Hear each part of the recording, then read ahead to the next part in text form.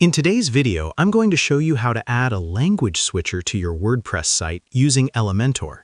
This is a simple way to make your website multilingual, giving your visitors the ability to easily toggle between languages. First, log into your WordPress dashboard and go to the Plugins section. Click on Add New and search for TranslatePress.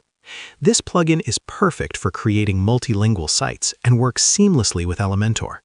Once you find it, click Install and then Activate. After activating TranslatePress, go to the Settings tab and select TranslatePress.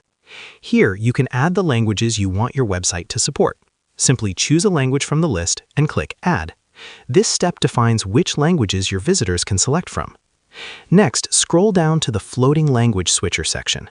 This is where you can customize how the switcher appears on your site. Adjust the style and position so it fits your site's design. Don't forget to click Save Changes to apply your settings.